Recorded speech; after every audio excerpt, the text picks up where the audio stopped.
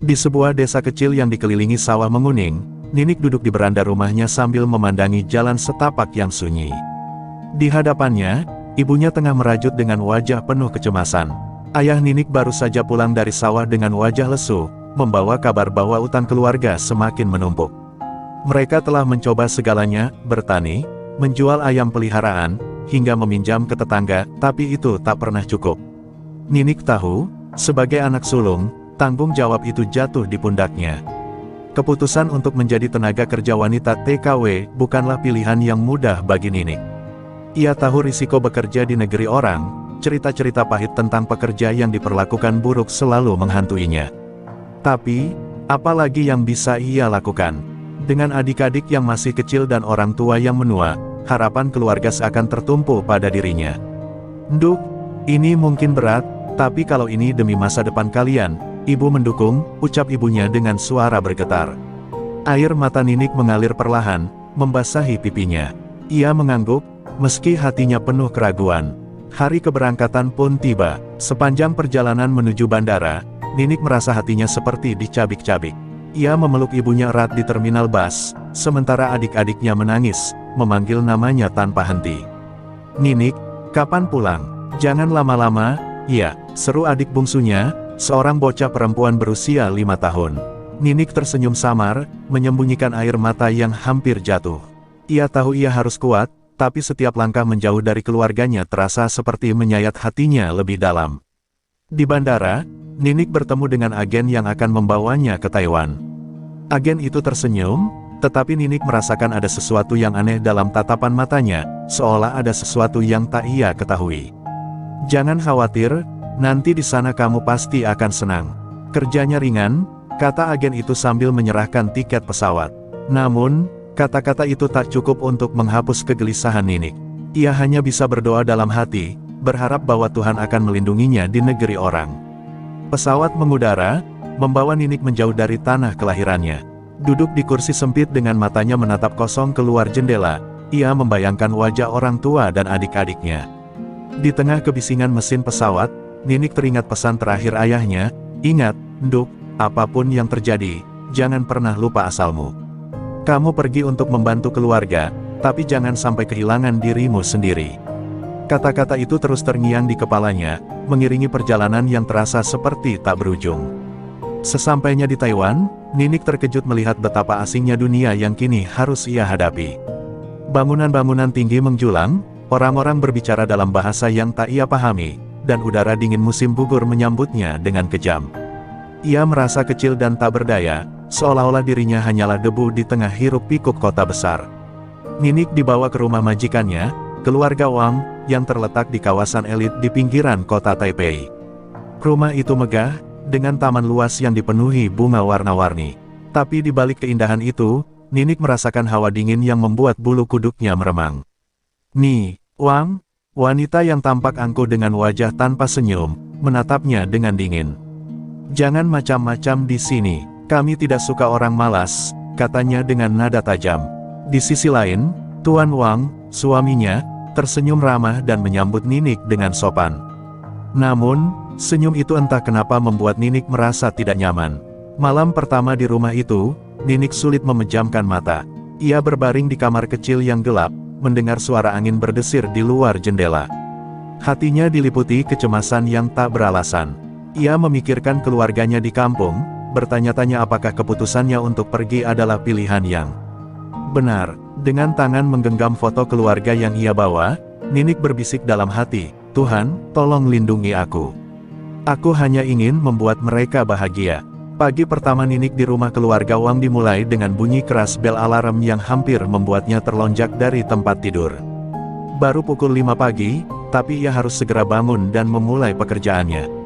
Dapur besar dengan peralatan modern menyambutnya, tetapi tak ada yang terasa ramah. Ia meraba-raba tombol kompor listrik yang belum pernah ia lihat sebelumnya. "Cepat, saya tidak suka menunggu," sergah Ni. Wang dengan nada dingin, memerintahkannya untuk menyiapkan sarapan keluarga. Tangan Ninik gemetar saat mencoba menyiapkan masakan, takut akan kesalahan yang bisa membuatnya dimarahi. Hari-hari pertama terasa seperti neraka bagi Ninik. Ni, Wang selalu mengawasi setiap gerak-geriknya dengan tatapan tajam, seperti elang yang siap mencabik mangsa. Pekerjaan rumah tak pernah berhenti, mencuci, menyetrika, membersihkan, hingga mengurus anak mereka yang berusia 5 tahun, Xiao Mei. Xiao Mei sering merengek tanpa alasan, membuat pekerjaan Ninik semakin berat. Tetapi, meskipun kelelahan, ia selalu berusaha sabar, mengingat tujuannya datang ke sini untuk keluarganya di rumah. Satu-satunya orang yang tampak ramah adalah Tuan Wang. Pria itu sering menyapa Ninik dengan senyum dan kata-kata sopan. "Kamu bekerja keras sekali. Jangan terlalu memaksakan diri," katanya suatu hari sambil memberikan segelas air dingin. Pada awalnya, perhatian itu membuat Ninik merasa sedikit lebih dihargai di rumah yang penuh tekanan. Namun, perlahan, ia mulai merasa ada sesuatu yang ganjil dalam cara Tuan Wang memandangnya, tatapan yang terlalu lama, senyuman yang terlalu sering. Suatu malam, saat Ninik sedang membersihkan ruang tamu, Tuan Wang mendekatinya. "Sudah larut malam, kamu pasti lelah," katanya. Sebelum Ninik sempat menjawab, Tuan Wang menyentuh bahunya dengan lembut, tetapi cukup untuk membuat Ninik merasa tidak nyaman. Ia cepat-cepat mundur dan mencari alasan untuk pergi. Malam itu, ia tidur dengan perasaan gelisah, merasakan hawa yang aneh menyelimuti rumah itu. Hari demi hari berlalu, dan Tuan Wang semakin sering mencari-cari alasan untuk berbicara dengan Ninik. Kadang-kadang, ia memanggilnya ke ruang kerja dengan alasan meminta bantuan, padahal hanya untuk berbicara hal-hal sepele. Di sisi lain, Wang semakin keras terhadapnya, seolah-olah merasakan sesuatu yang tidak beres.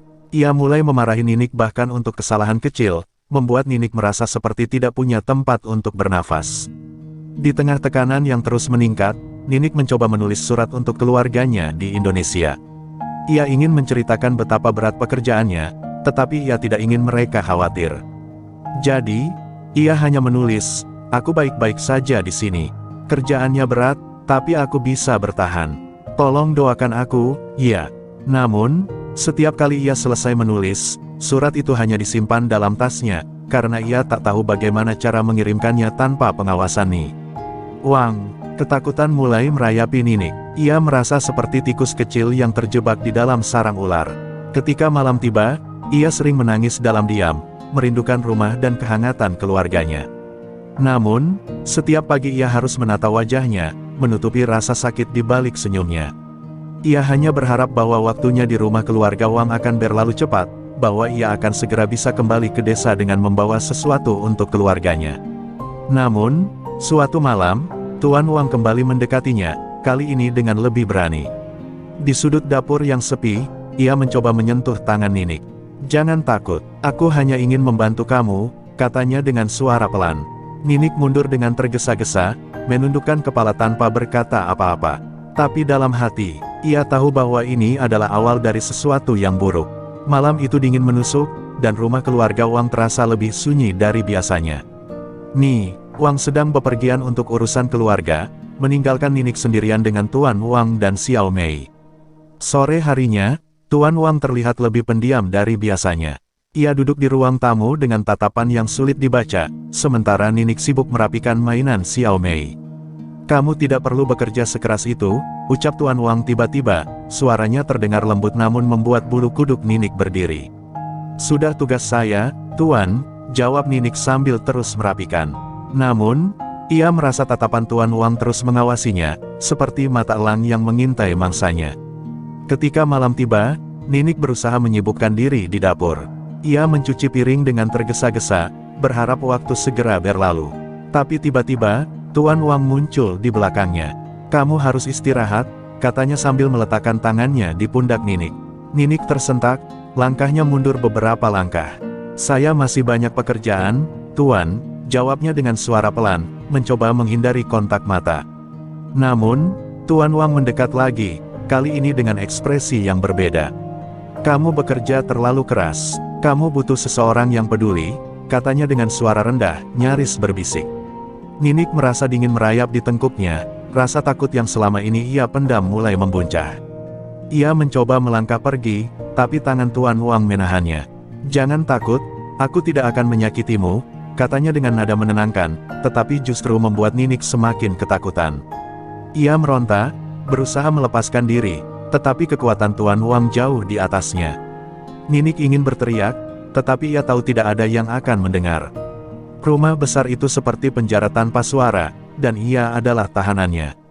Semua terjadi begitu cepat, meninggalkan Ninik dalam keheningan yang menyakitkan. Ketika akhirnya Tuan Wang pergi meninggalkannya, ia terduduk di lantai dapur, menangis dalam diam. Perasaan takut, marah, dan malu bercampur menjadi satu. Ia merasa kotor, tak berdaya, dan terjebak dalam situasi yang tidak bisa ia kendalikan. Di sudut dapur yang gelap itu, Ninik memeluk dirinya sendiri, mencoba menenangkan gemuruh di dadanya. Keesokan paginya, Wang kembali. Ninik berusaha bersikap seperti biasa, meskipun hatinya hancur berkeping-keping. Ia menundukkan kepala lebih dalam setiap kali bertemu Tuan Wang, menghindari tatapannya sejauh mungkin. Namun, rasa takut itu tidak bisa ia sembunyikan sepenuhnya. Wang, yang terkenal jeli, mulai memperhatikan perubahan sikap Ninik. "Kenapa kamu terlihat lebih lambat hari ini? Apa kamu sakit?" tanyanya dengan nada tajam. Ninik hanya menggeleng pelan, takut mengatakan yang sebenarnya. Ia tahu bahwa jika ia berbicara, segalanya mungkin menjadi lebih buruk. Siapa yang akan mempercayainya? Ia hanyalah seorang pekerja asing tanpa suara di rumah megah itu. Ia mencoba mengalihkan perhatian dengan bekerja lebih keras, meskipun tubuh dan hatinya terasa semakin rapuh. Namun, di dalam hatinya, Ninik tahu bahwa ini bukan akhir dari mimpi buruknya. Ia merasa hidupnya telah berubah dalam satu malam itu, dan bayangan kelam tentang apa yang telah terjadi terus menghantui pikirannya. Ia hanya bisa berdoa, berharap ada jalan keluar dari kegelapan ini. Tetapi jauh di lubuk hatinya, ia tahu bahwa badai yang lebih besar sedang menunggu di depan. Waktu berjalan lambat setelah kejadian itu. Ninik berusaha menjalani hari-harinya dengan rutinitas yang sama, meski hatinya terasa seperti beban yang menghancurkannya sedikit demi sedikit. Ia bekerja tanpa henti, membersihkan rumah, memasak, dan mengurus Xiao Mei, tetapi tubuhnya terasa lemah. Setiap kali berpapasan dengan Tuan Wang, tubuhnya gemetar, tetapi ia tak berani menunjukkan ketakutannya. Ia menyimpan semuanya sendirian, menguburnya dalam diam. Namun, pagi itu, sesuatu terasa berbeda. Saat Ninik mencuci piring, ia merasakan mual yang tak tertahankan. Ia berlari ke kamar mandi dan muntah berkali-kali. Tubuhnya lemas, keringat dingin mengalir di pelipisnya. Ninik mengira itu hanya karena kelelahan, tetapi mual itu terus datang, terutama di pagi hari. Hingga suatu hari, ia menyadari bahwa menstruasinya terlambat lebih dari 2 bulan. Hatinya mencelos. Dengan tangan gemetar, Ninik mencari kalender kecil yang selalu ia simpan di tas. Ia menghitung ulang hari-hari yang terlewat, berharap ada kesalahan. Namun, kenyataan semakin jelas. Ia tidak berani membeli alat tes kehamilan di apotek, takut menjadi perhatian.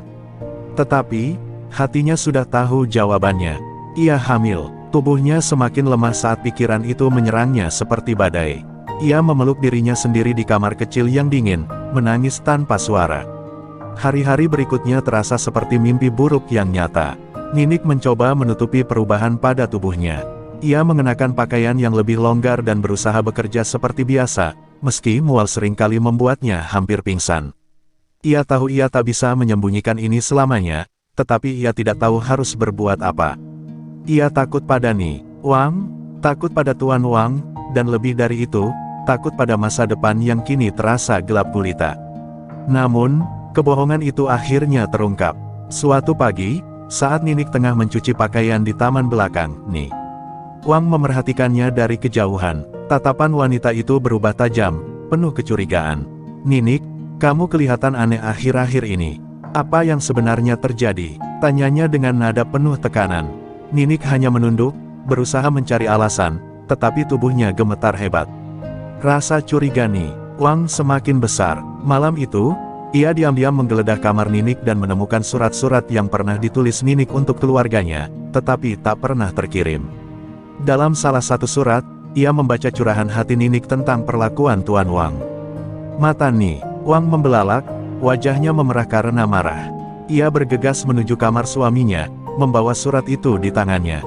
Pertengkaran besar pun pecah di tengah malam. Suara teriakan Wang menggema di seluruh rumah. Xiao Mei terbangun dan menangis di kamarnya, sementara Ninik bersembunyi di sudut dapur, mendengar semua dari kejauhan. Jadi benar apa yang ditulisnya? Kau melakukan ini padanya, suara Wang memecah keheningan malam. Tuan Wang tidak bisa membantah, tetapi ia mencoba meredakan amarah istrinya dengan kata-kata manis. Namun, itu hanya membuat Wang semakin murka. Pagi harinya, Wang memanggil Ninik ke ruang tamu. Wajah wanita itu penuh amarah dan penghinaan. "Kamu berani menghancurkan keluargaku," katanya tajam. Sebelum Ninik sempat menjelaskan, Wang menunjuk ke pintu depan. "Kemas barangmu dan pergi dari sini. Aku tidak peduli kemana kamu akan pergi, tapi aku tidak mau melihat wajahmu lagi." Dengan hati yang hancur, Ninik hanya bisa menurut. Ia berjalan keluar rumah dengan barang-barang seadanya, meninggalkan tempat yang telah menghancurkan hidupnya, tanpa tahu kemana harus pergi. Dengan koper kecil dan tas lusuh di tangannya, Ninik melangkah keluar dari rumah megah itu. Angin malam terasa menusuk kulit, seolah mencerminkan kehancuran yang kini menguasai hatinya. Ia berjalan tanpa tujuan, langkahnya berat di tengah dinginnya kota. Lampu jalan yang redup dan suara hiruk-pikuk lalu lintas hanya menambah kesendiriannya. Ia tidak tahu kemana harus pergi. Wajah keluarganya di Indonesia terlintas di benaknya, membuat tangisnya pecah di tengah trotoar yang sepi. Berjam-jam ia berjalan hingga tubuhnya lelah. Akhirnya, ia menemukan taman kecil dengan bangku kayu usang. Ia duduk di sana, memeluk tasnya erat-erat, mencoba melindungi dirinya dari dingin malam. Perutnya mulai terasa nyeri, mungkin karena terlalu lelah atau karena janin yang kini menjadi bagian dari hidupnya. "Apa yang harus aku lakukan?" pikirnya sambil menatap langit gelap. Ia merasa dunia ini terlalu kejam, seolah tidak ada tempat baginya untuk berteduh. Keesokan paginya, ia terbangun oleh suara langkah orang-orang yang lalu lalang di taman. Ia segera bangkit, merasa malu dengan penampilannya yang kusut. Ia berjalan menuju sebuah pasar kecil, berharap bisa menemukan makanan murah. Namun, uangnya sangat terbatas. Setelah membeli sebungkus nasi murah, ia duduk di sudut pasar, memakan makanannya dengan air mata yang tak bisa ia hentikan. Pandangan orang-orang yang lalu lalang terasa menusuk hatinya, seolah-olah mereka tahu betapa rendah dirinya. Dalam keputusasaan, Ninik mencoba mencari pekerjaan di toko-toko sekitar pasar. Namun, penampilannya yang lusuh dan bahasa Mandarin yang terbatas membuat banyak orang menolak bahkan sebelum ia sempat berbicara. Hari semakin gelap, dan ia kembali ke taman tempat ia bermalam sebelumnya. Kali ini, ia tidak sendiri. Ada seorang wanita tua tunawisma yang juga mencari perlindungan di sana. Wanita itu memperhatikan Ninik dengan iba. "Kamu terlihat seperti kehilangan arah, Nak," kata wanita itu dengan suara serak. Ninik hanya bisa mengangguk sambil menunduk. Mereka berbicara singkat, dan wanita tua itu memberinya roti yang ia simpan di kantong plastik. "Jangan menyerah. Dunia ini kejam, tapi kamu harus kuat," katanya. Kata-kata itu membuat Ninik merasa sedikit lebih baik, meskipun rasa takut dan kesedihan tetap membayangi. Hari-hari berlalu, dan Ninik mulai terbiasa hidup di jalanan. Ia sering mengunjungi tempat-tempat ramai untuk mencari sisa makanan atau pekerjaan. Namun, bayangan hidup di rumah keluarga Wang terus menghantuinya. Setiap malam ia terbangun dari mimpi buruk tentang kejadian yang membuat hidupnya berubah drastis. Perutnya semakin membesar, dan ia tahu bahwa waktu semakin menipis untuk memutuskan apa yang harus ia lakukan. Suatu hari, ketika Ninik sedang duduk di sebuah sudut pasar, seorang pria mendekatinya. Pria itu adalah orang Indonesia, terlihat dari logatnya yang khas. "Kamu orang kita?" "Iya." "Kenapa kamu di sini?" tanyanya dengan nada penasaran. Mata Ninik berkaca-kaca mendengar seseorang berbicara dalam bahasa yang sudah lama ia rindukan. Ia menceritakan sedikit tentang keadaannya, tanpa mengungkapkan semuanya. Pria itu menawarkan bantuan, tetapi Ninik ragu. Ia takut untuk percaya kepada siapapun. Namun, malam itu, Ninik menyadari bahwa ia tidak bisa terus hidup seperti ini. Ia harus memikirkan masa depan bayi yang ada di dalam kandungannya. Dengan sisa keberanian yang ia miliki, ia memutuskan untuk menerima tawaran pria itu, berharap bahwa ini adalah langkah pertama menuju kehidupan yang lebih baik. Meski hatinya penuh dengan keraguan, ia tahu bahwa ia harus mencoba untuk bertahan, demi dirinya dan bayi yang akan lahir. Pagi-pagi sekali, Ninik bangun dari tiduran yang sempit di lantai sebuah rumah kecil yang sudah tua. Ia terbangun dengan rasa lelah yang luar biasa, tubuhnya masih merasakan nyeri akibat tidur di tempat yang keras. Di luar, suara burung mulai terdengar, tetapi langit tetap terlihat kelabu, mencerminkan hati Ninik yang penuh dengan ketakutan dan kebingungan. Pria yang menolongnya kemarin, Budi, memberinya tempat tinggal sementara di rumah kontrakan kecil yang terletak di pinggiran kota. Namun, meskipun ia diberi tempat untuk berlindung, hatinya masih diliputi ketidakpastian. Budi, pria berusia sekitar 40 tahun yang sudah lama bekerja di Taiwan, bekerja di sebuah pabrik di sekitar tempat tinggal mereka. Ia adalah satu-satunya orang yang menunjukkan kebaikan pada Ninik. Dalam beberapa minggu terakhir, tetapi Ninik tetap tidak bisa sepenuhnya mempercayainya. Budi selalu baik padanya, tapi rasa takut dan trauma yang ia alami membuatnya ragu untuk menjalin hubungan lebih dekat. Setiap malam, ia terbangun dalam kecemasan, takut jika keputusannya untuk menerima bantuan Budi adalah langkah yang salah. Hari-hari berlalu, dan Ninik semakin merasa terasing dalam dunia yang asing ini. Ia hanya bisa berdiam diri di rumah, merasa bahwa tidak ada satu orang pun yang bisa ia percayai sepenuhnya. Namun, rasa takut akan masa depannya semakin mendalam ketika perutnya semakin membesar. Ia tahu bahwa waktunya semakin mendesak untuk membuat keputusan besar, terutama mengenai bagaimana ia akan mengurus bayi yang akan lahir. Setiap kali ia melihat bayangan perutnya yang mulai membesar, kesedihan itu semakin menyelimutinya, dan ia merasa terjebak dalam hidup yang penuh penderitaan. Suatu sore, ketika Budi pulang dari pekerjaannya, ia membawa sesuatu yang tak terduga untuk Ninik. Sebuah kotak kecil berisi pakaian bayi dan beberapa perlengkapan lainnya. "Aku tahu kamu pasti sedang khawatir," katanya dengan nada lembut. "Kamu tidak sendirian, aku akan membantu sebisaku." Ninik terdiam, matanya berkaca-kaca. Kejutan itu begitu besar baginya, namun di saat yang sama, ia merasa terharu dan terjebak dalam perasaan campur aduk. Mungkinkah ada orang yang benar-benar peduli padanya setelah semua yang ia alami? Namun, Ninik tidak bisa menahan dirinya. Ia akhirnya menangis, merasakan beban berat di dadanya yang sudah ia pendam terlalu lama. "Aku tidak tahu apa yang harus aku lakukan," ucapnya dengan suara terisak. "Aku takut, Budi. Aku takut pada masa depan dan apa yang akan terjadi pada anakku." Budi duduk di sampingnya, memberikan pelukan yang hangat.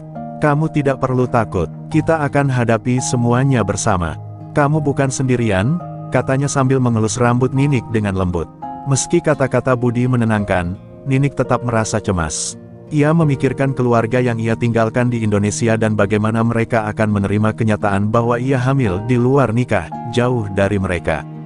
Apakah mereka akan membencinya? Apakah ia akan dicap sebagai pengkhianat?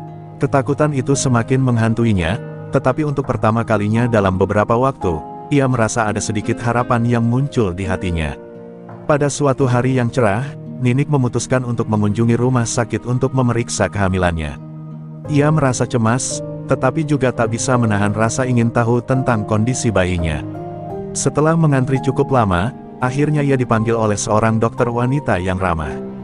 Dengan penuh kehati-hatian, dokter itu memeriksa Ninik dan memberitahu bahwa bayi dalam kandungannya sehat, meskipun ada beberapa risiko terkait dengan kehamilan yang terjadi begitu cepat. Dokter itu memberikan beberapa saran dan menjanjikan untuk memantau kondisi Ninik secara rutin. Setelah kunjungan itu, Ninik merasa sedikit lebih tenang. Untuk pertama kalinya, ia merasa ada seseorang yang peduli tentang kondisinya dan bayinya. Meski begitu, bayangan tentang masa depan yang masih penuh ketidakpastian tetap menghantui. Ia tahu bahwa banyak tantangan yang masih harus dihadapinya, tetapi ada satu hal yang mulai berubah, bahwa mungkin, hanya mungkin, ia bisa menghadapinya dengan harapan baru yang muncul dalam hatinya. Hari-hari semakin berjalan dengan perlahan, dan Ninik mulai merasa sedikit lebih tenang meski beban hidupnya belum sepenuhnya hilang. Budi tetap setia membantunya, memberi perhatian lebih pada kehamilannya yang semakin terlihat. Namun, meski ia merasa lebih diterima, bayang-bayang tentang keluarga Wang dan masa lalunya selalu menghantui. Setiap malam, ia terbangun dengan mimpi buruk yang mengingatkan pada kejadian kelam itu, perasaan terperangkap, ketakutan, dan ketidakberdayaan. Satu-satunya yang bisa membuatnya merasa sedikit lebih hidup adalah bayi di dalam kandungannya. Setiap gerakan kecil yang dirasakannya memberi harapan bahwa ada sesuatu yang berharga yang harus ia pertahankan. Namun, meski bayi itu adalah anugerah, Ninik merasa semakin terasing di dunia yang begitu berbeda dari yang ia kenal. Keterasingan itu membuatnya ragu untuk melangkah maju, takut bahwa ia akan selalu menjadi pengungsi dalam hidupnya, tanpa tempat yang benar-benar bisa disebut rumah. Pada suatu hari, Ninik menerima telepon yang tak terduga. Suara yang dikenalinya dengan sangat baik terdengar di ujung sana, suara ibunya dari Indonesia. "Ninik, kenapa kamu tidak memberi kabar? Kami semua khawatir padamu," kata ibunya dengan suara cemas. Mendengar suara ibunya membuat hati Ninik bergetar, tetapi juga membangkitkan rasa bersalah yang mendalam. Ia tidak tahu harus berkata apa. Sudah lebih dari sebulan sejak ia terakhir menghubungi keluarganya, dan ia merasa malu karena tak bisa memberitahukan keadaan yang sebenarnya. "Ibu, suara Ninik tercekat. Air matanya menetes tanpa bisa dihentikan. "Saya, hamil, Bu, jauh di sini. Saya tidak tahu harus bagaimana." Suara ibunya terdiam sejenak, kemudian terdengar cemas namun penuh kasih. "Anakku, kami tidak akan pernah meninggalkanmu. Kami akan membantu apa saja yang kamu butuhkan. Kamu harus pulang. Jangan khawatir, kami akan mengurus semuanya." Mendengar kata-kata ibunya, Ninik merasa cemas bercampur lega. Ia ingin pulang, tetapi ada begitu banyak hal yang menghalanginya. Ia tidak tahu bagaimana harus menghadapinya, bagaimana harus mengatakan yang sebenarnya pada keluarganya, dan lebih dari itu, bagaimana ia bisa menerima kenyataan bahwa hidupnya kini terjerat dalam kenangan kelam yang tak bisa dihindari. Ninik merasa terperangkap dalam dilema, pulang ke Indonesia dengan segala kebohongan dan rasa malu, atau tetap tinggal dan menghadapi tantangan hidup yang semakin berat. Budi melihat perubahan sikap Ninik setelah percakapan itu. Ia tahu bahwa Ninik sedang berjuang dengan keputusan besar dalam hidupnya. Suatu malam, Budi duduk di sampingnya, menatapnya dengan penuh pengertian. "Kamu tahu, aku akan selalu ada untukmu," kata Budi, menggenggam tangan Ninik. "Apapun yang kamu pilih, aku akan mendukungmu. Tapi jangan biarkan rasa takut itu menguasai hidupmu. Kamu berhak untuk bahagia, dan anak itu juga." Namun, meskipun Budi menawarkan dukungan, Ninik merasa semakin terbelah. Ia tidak tahu apakah ia bisa kembali ke Indonesia dan menghadapi keluarganya dengan semua kenyataan yang telah terjadi, ataukah ia harus tetap di Taiwan, mencari cara untuk membangun hidup baru dengan bantuan Budi. Keputusan itu begitu berat, dan Ninik merasa semakin bingung dengan perasaannya sendiri. Hari-hari berlalu, dan Ninik semakin merasa terjepit oleh kenyataan. Ketika ia melihat bayinya bergerak dalam perutnya, ia merasa ada harapan baru yang lahir, tetapi ia juga tahu bahwa untuk memberikan kehidupan yang baik bagi anaknya, ia harus membuat keputusan yang tepat. Apa yang seharusnya ia pilih? Keputusan ini bisa menentukan masa depan mereka berdua, dan Ninik tahu bahwa ia harus segera membuat pilihan besar.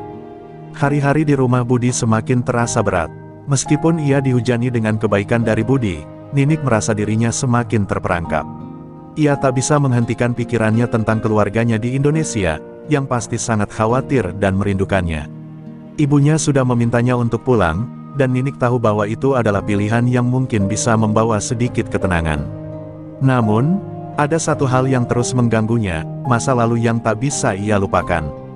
Apakah ia akan bisa kembali dengan kepala tegak setelah apa yang terjadi di Taiwan? Suatu sore, ketika Budi sedang bekerja, Ninik duduk termenung di jendela rumah kontrakan yang sederhana.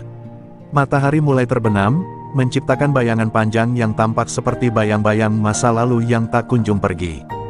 Tiba-tiba, suara ketukan pintu membangunkannya dari lamunannya. Ia membuka pintu dan terkejut melihat seorang wanita muda berdiri di sana, wajahnya familiar. "Ni Wang." Tanpa pikir panjang, Ninik mundur, hati berdegup kencang.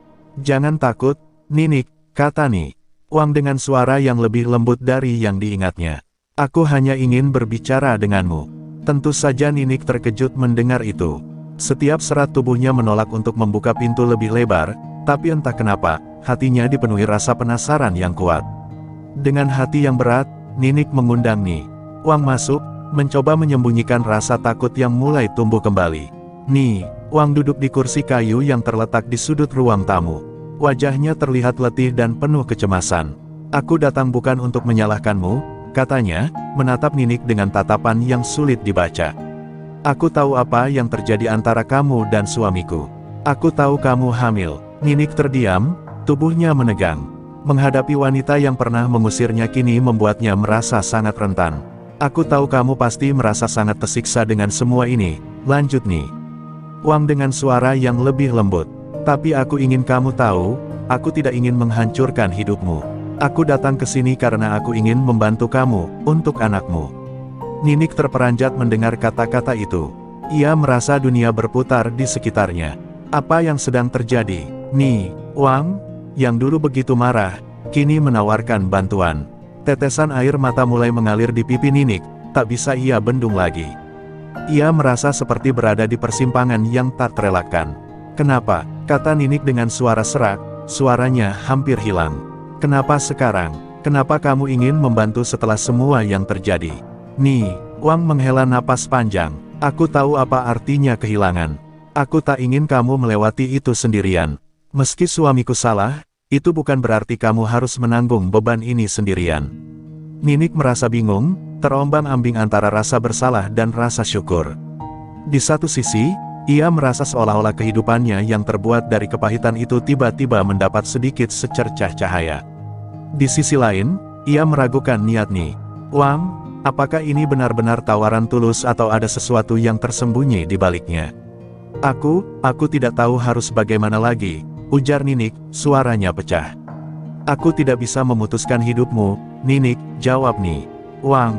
"Tapi aku ingin kamu tahu, apapun yang terjadi, kamu tidak sendirian. Baik kamu memilih untuk tetap di Taiwan atau pulang ke Indonesia, kami akan membantu. Keputusan ada di tanganmu, dan apapun pilihanmu, itu adalah hakmu." Dengan kata-kata itu, Ni Wang bangkit dari kursinya dan pergi, meninggalkan Ninik yang terdiam, matanya kosong. Setelah pertemuan yang mengejutkan dengan Ni Wang, Ninik merasa kebingungannya semakin mendalam. Hatinya terombang-ambing antara keinginan untuk lari dari semuanya dan menerima bantuan yang tak terduga itu. Malam itu, ia duduk sendiri di sudut rumah, menatap kosong keluar jendela. Langit malam gelap, seakan mencerminkan kegelisahannya yang tak kunjung mereda. Ia memikirkan segala kemungkinan yang bisa terjadi. Keputusan yang ia ambil kini akan menentukan masa depan, baik untuk dirinya maupun untuk anaknya. Budi, yang selama ini setia menemaninya, melihat perubahan pada Ninik. Ia menyadari betapa berat beban yang ditanggung oleh perempuan itu, namun ia tidak tahu bagaimana cara membantunya. Budi tahu bahwa Ninik sedang berada di persimpangan jalan, dan satu kata darinya bisa mengubah segalanya.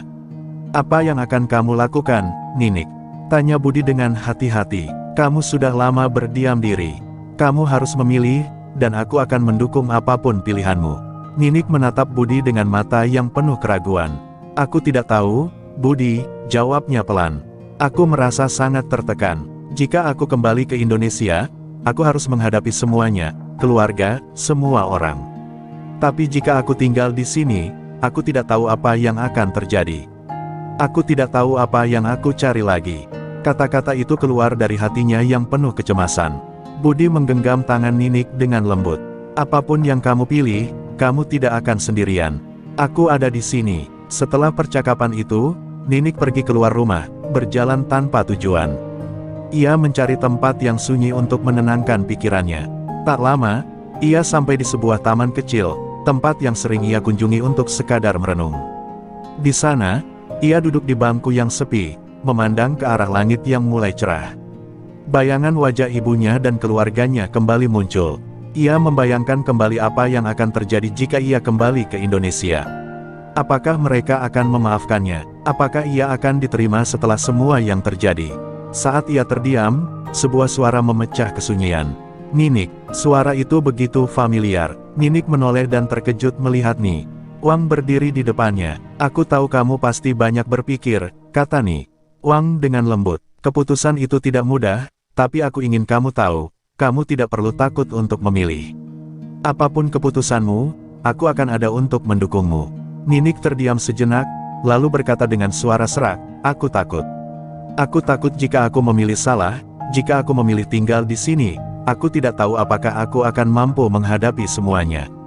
Tapi jika aku kembali ke Indonesia, aku takut mereka tidak akan menerima aku lagi." Mata Ninik mulai berkaca-kaca. "Aku hanya ingin anak ini lahir dengan hidup yang lebih baik." Ni Wang duduk di samping Ninik dan menatapnya dengan penuh pengertian. "Aku mengerti, Ninik. Aku tahu ini berat, tapi percayalah, kamu punya pilihan. Anakmu tidak bersalah atas apa yang terjadi. Kamu adalah ibunya, dan hanya kamu yang bisa memberi dia hidup yang baik. Kamu harus percaya pada dirimu sendiri, karena apapun yang kamu pilih, itu adalah keputusan yang berharga." Malam itu, Ninik kembali ke rumah dengan perasaan yang sedikit lebih ringan. Ia masih bingung, namun kata-kata Ni Wang dan Budi mulai memberi sedikit harapan. Ia tahu bahwa apapun yang terjadi, ia harus memilih untuk bertanggung jawab atas kehidupannya sendiri dan kehidupan anak yang ada di dalam perutnya. Dengan tekad yang mulai tumbuh, Ninik memutuskan bahwa ia harus mengambil langkah besar menuju masa depan, meskipun jalan itu penuh dengan ketidakpastian. Pagi itu, Ninik bangun dengan perasaan yang campur aduk. Hatinya dipenuhi dengan kebingungan, namun juga keberanian yang mulai tumbuh setelah berbagai percakapan yang ia lakukan. Keputusan besar yang harus ia ambil kini semakin jelas di depan matanya. Ia tahu bahwa ia tak bisa terus berlarian dari kenyataan. Kehamilan yang semakin besar, dan tanggung jawab yang kini tak hanya untuk dirinya sendiri, membuatnya sadar bahwa ia harus memilih dengan tegas. Budi yang melihat perubahan pada Ninik, tahu bahwa keputusan itu sudah semakin dekat. Ia datang ke Ninik dengan senyuman yang penuh harapan. "Kamu sudah memutuskan?" tanya Budi, meskipun ia sudah bisa menebak dari tatapan Ninik yang penuh tekad. Ninik menghela napas panjang dan menatap Budi, matanya mulai berkaca-kaca.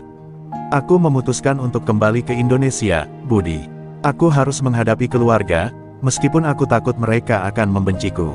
Budi terdiam sejenak, menatap Ninik dengan pandangan yang dalam. "Aku tahu ini tidak mudah," katanya pelan. "Tapi ingat, apapun yang terjadi, kamu punya aku. Kamu sudah kuat, sampai di titik ini, dan kamu akan terus kuat. Anakmu juga membutuhkanmu, Ninik. Kamu bukan hanya untuk dirimu sendiri sekarang." Kata-kata Budi menguatkan hati Ninik, meski ia tahu perjalanan ini tidak akan mudah. Setelah berbicara dengan Budi, Ninik merasa lebih tenang. Ia segera menghubungi ibunya di Indonesia, memberitahukan keputusan yang telah ia ambil. Suara ibunya di telepon terdengar cemas, namun penuh kelegaan. "Anakku, kami menunggu kamu pulang. Kami akan menyambutmu dengan pelukan terbuka," kata ibunya, membuat air mata Ninik kembali mengalir. Dalam hati, ia merasa lega, meskipun ia tahu bahwa masa depan tetap penuh dengan ketidakpastian. Beberapa hari kemudian, Ninik mulai mempersiapkan diri untuk kembali ke Indonesia. Budi membantunya mengurus segala persiapan, mulai dari tiket pesawat hingga mempersiapkan dokumen-dokumen yang diperlukan. Meskipun Ninik merasa cemas, ia juga merasa semangat baru mulai tumbuh dalam dirinya. Ada rasa harapan yang tersisa, bahwa mungkin ia bisa memulai babak baru dalam hidupnya, meskipun harus menghadapi tantangan yang tak terhindarkan. Sebelum berangkat, Ni Wang datang untuk mengucapkan selamat tinggal. "Kamu sudah membuat keputusan yang besar," kata Ni Wang dengan wajah yang lebih lembut dari yang pernah dilihat Ninik sebelumnya. "Aku tahu ini tidak mudah, tapi aku percaya kamu bisa melakukannya. Jangan pernah ragu pada dirimu sendiri, Ninik." Kata-kata itu terasa menguatkan, meskipun Ninik tahu bahwa tak mudah untuk melepaskan segalanya dan kembali ke tempat yang penuh dengan kenangan pahit. Pada hari keberangkatannya, Ninik berdiri di depan pintu bandara, memandang ke sekelilingnya dengan mata yang berkaca-kaca. Ia merasa takut, tetapi juga merasa ada sedikit kedamaian yang mulai hadir. Keputusan ini mungkin akan mengubah segalanya, tetapi Ninik tahu bahwa tidak ada lagi jalan mundur. Ia harus menghadapi masa depan dengan keberanian yang ia punya, karena hidup tidak pernah memberinya pilihan untuk bersembunyi lagi. Dengan langkah mantap, Ninik melangkah menuju gerbang keberangkatan. Di belakangnya, Taiwan yang sudah ia kenal dengan segala pahit manisnya perlahan menghilang. Di hadapannya, masa depan yang penuh ketidakpastian menanti. Namun, untuk pertama kalinya dalam waktu yang lama, Ninik merasa sedikit lebih siap untuk menghadapi apapun yang akan datang, dengan bayi yang tumbuh di dalam perutnya dan harapan yang perlahan menyala kembali.